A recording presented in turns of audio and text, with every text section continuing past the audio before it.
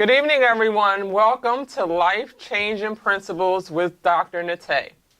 Tonight, we're going to be talking about my book that I released in 2016, Transformational Innovation, 10 Practical Steps to Help You Change Your Life. Now, you guys know that the show is really predicated upon the 10 principles of the book. But in the second year, and thank you all who have bought it, who have shared your story, but as we go into the second year of the book being released, I've heard a lot of stories around people have transformed their lives. People are transforming their lives. So tonight I want to go back to the 10 principles. And again, as we get to the end of the year, October, November, December is the fourth quarter of the year. So what we want to do is take this time and go through the principles to see what did we apply this year? What do we need to do in the last quarter of this year, and how to really prepare and plan for 2019? Because we're just a few months away from 2019. But I do know that God has transformed each and every one of us. So I'm going to ask you, and as we talk tonight, think about what has God done? Because I'm going to ask you to share your stories with us. So let's start with Romans 12:2. And you know that the book is really deeply rooted in this verse. And be not conformed to this world, but be ye transformed by the renewing of your mind, that ye may prove what is good and acceptable and the perfect will of God. And so I started the book with Romans 12:2, because if you don't renew your mind, you can't manifest what God has for you. So let's talk about step number 1, right? Because these are the 10 principles. 1 was alter your perception. And again, it starts with the renewing of your mind. So how much time this year did you spend thinking about things different and renewing your perception and altering your perception to say, God, what is it that you would want me to do? What is it that you would have me to do?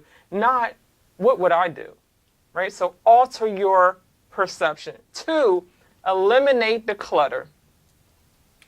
I've read and had a lot of stories, a lot of customer feedback around eliminating the clutter. We all have clutter, but I'm going to let you know that once you eliminate what you believe is clutter, one time, that's not the only time. Things come back, things accumulate. So this past weekend, we recarpeted our whole house. Now, we've had the same carpet for 15 years. I have 2 kids. So the carpet was a mess. It had holes in it, it was dirty. And we all just walked past the carpet, year after year. And I thought to myself, well, what are we doing? People are comfortable with this issue. This carpet is a mess. It clearly needs to be replaced. I understand it's a big capital home expense, but we need to do something. And so it became not only clutter in our lives, but it said to me, what is the problem that we're accepting? That we're walking over the clutter, and we're walking over these problems, and we're walking over this thing as an eyesore in our whole house, and it's really bringing us down because we're just sad, when we look at this nasty, dirty carpet. And so a lot of things came in the way of, maybe we can spend the money on something else, or maybe we need to save the money, or maybe this is not the time. And I finally brought everyone together and said, we're going to do this weekend. And I want to tell you, it took them 8 hours to remove and replace the carpet, which was essentially clutter in our lives. And when those guys left, my whole family was rejuvenated. Now everyone is cleaning. They want to keep their room clean. They want to do things in the house. They want to make improvements. And so I bring this to our attention, even though it's just kind of an example of a household item, because there is a lot of clutter in our lives that we continue to walk over and leap over and excuse. And sometimes we start to be comfortable with it. And God is saying, what do you need to eliminate? So again, as we go into the fourth quarter of 2018, what is it that God told you to eliminate that you remain there? What did God tell you to do? So take the time to eliminate the clutter. And in the book, I talk about a clutter elimination plan. What are the 3 things you need to let go? What are the three things you need to clean up. And I knew that was on my list. That was on my goals because I have a household goal for the year, and it was replace that carpet. And I told my husband, I am not going into 2019 with this mess. So we are so excited about that. But think about your clutter elimination plan. Number 3, remove the constraints. This is a deep one because, you have to identify your constraints before you're able to remove them. Is it fear? Again, is it money? Is it failure that you don't want to come up against? Is it just hard work and working hard? What are the constraints? Do you say, I don't have enough money to start a business, or I don't have enough time? But yet and still, when someone calls you and go to a cookout or a crab feast or something, you're the first one there. Or how much time do you spend on social media? I know my son come to me and he says, I just don't have enough time. I need to work out. I need to go to school. I need to study, all of these things. And I tell him year after year, you have to do what you did last year and more, almost double it. And he said, I don't have time. And I said, well, how much time do you spend on your phone? How much time do you literally feel your phone in your hand? That's the time that you could remove that constraint of time, and you can take that time and really focus on what you need to do. So what constraint do you need to remove? Number 4, don't be traceable.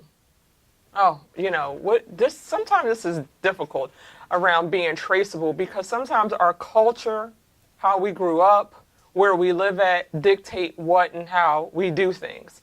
So I have a very good friend of mine that has read the book a couple of times, and she works in corporate America, and she said to me, I really love cooking. That is my passion. I love to cook.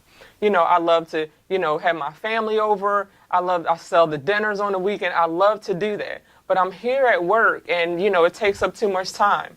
So this year, her position was reduced from full-time to part-time, and she was very distraught. And she was like, well, what am I supposed to do? How am I supposed to get money? And she said, I read your book again, and I went back and I just got all the courage I needed to go start cooking again and selling the dinners. So again, when I talk about don't be traceable, sometimes we do these things every day, where we sit, where we go, we do the same thing every day. And now that she's cooking on that time that, her job was reduced, she's cooking, she's selling dinner, she is so happy and so excited. And she said, your book has changed my life. So before we go to the next step, hold on. We're going to take a quick break. God bless you. I'm Brenda Divers, co-founder of Heart Ministry Radio Network, and it's giveaway time again. Today we're going to be giving away a t-shirt and a number of books from Dr. Nat'e Guyton. And we know Dr. Nat'e has her show on Heart Ministry Radio Network entitled Life-Changing Principles with Dr. Nat'e, and she airs on Monday evenings at 6 o'clock. Today she's going to be donating her book and a t-shirt. There's a number of books and a t-shirt. Again, this book is wonderful.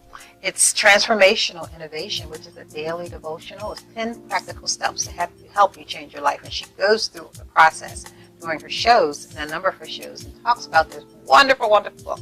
So you don't want to miss the opportunity to grab one. Again, go to info@heartministryradio.com. Put in the subject matter the book or the t-shirt. Now, you really have to go quickly to get the t-shirt, but there are a number of books. You don't want to miss it. You don't want to miss the opportunity to grab one of these books. Again, Transformational Innovation. It's a daily devotional, and it's 10 practical steps to help you change your life. And she goes through it step by step. And we love Dr. Nat'e here at Heart Ministry Radio Network. Go to heartministryradio.com. There's so much going on. Go there and view her episodes, listen to her episodes, and go to info@heartministryradio.com to get your t-shirt or these wonderful books. Again, go to info@heartministryradio.com and get yours today. God bless you. Thank you for joining me again. So now, we're talking about the 10 principles, right? So we already went over alter your perception is number 1, eliminate the clutter is number 2, remove constraints, number 3, don't be traceable is number 4, and 5 is shatter the rules. Now, when you think about shattering the rules, again, I'm not talking about breaking anybody's rules. What I'm really trying to figure out is, what are the rules that you have placed in your own way? What are the rules that you placed on yourself? Maybe what are the cultural and generational rules? I can always remember my grandmother saying, well, we don't do that. We don't, in our family, we do this. In our family, we do that. But I also know that a lot of them didn't graduate from high school, and a lot of them didn't follow their dreams and purposes. So when you think about shattering the rules, I want you to think about a couple of things that you say, this is what I've always done, right? And what is God trying to tell me? When I think about shattering the rules, I think about when the Lord parted the Red Sea. Now, of course, he's the Lord. He could have went around it, but he went right through it. And so when you think about shattering the rules, I also want you to remember it's going to be difficult. Now, when we're talking about these 10 principles, sometimes it sounds like, she has it all together or she has the answers. But I'm going to tell you, it's hard. And it's a hard fight daily. So sharing the rules takes courage. It takes discipline. It takes grit. We talked about that before. It takes passion and perseverance. You cannot be a rule breaker or a rule shatterer if you're not going to be the kind of person that's saying, I'm going to blaze these trails. I'm not going to give up. Even though, it may not look that good. Another example that comes to mind, Tiger Woods, he won his an event, a golf event yesterday, which was the first event that he lost in 5 years. And I thought about that and I said, he is a professional, world-renowned golfer. He's won a lot. Can you imagine doing something for 5 years straight saying, okay, Lord, am I supposed to do this? Okay, Lord, is this for me? Look, Lord, I used to win, but I haven't won in 5 years. So shatter your own rules and keep on going and do what God told you to do. Number 6, build partnerships. So I want to ask you, over the year, 2017, 2018, how many partnerships did you build? How many new relationships? I'm not talking about networking events. I'm talking about really going out and building partnerships, people that you could depend on, people you can work with, people that can help you bridge from one area to the next. I talk a lot about mentorship and sponsorship. So if you said, listen, I haven't built that many relationships, but how have you extended yourself? Have you become a mentor to someone? Have you developed a sponsorship relationship? I can say sometimes it's hard for me to find people who could be mentors or sponsors or partners, but I always think about, give and you shall receive. So what I'm seeking, I make sure that I do that myself. So if I'm seeking a mentor or a sponsor, I go out and mentor or sponsor someone.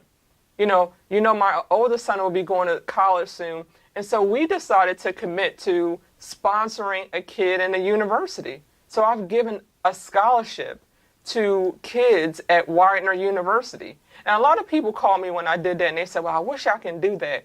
It's building a partnership. And my first scholarship was $1,500.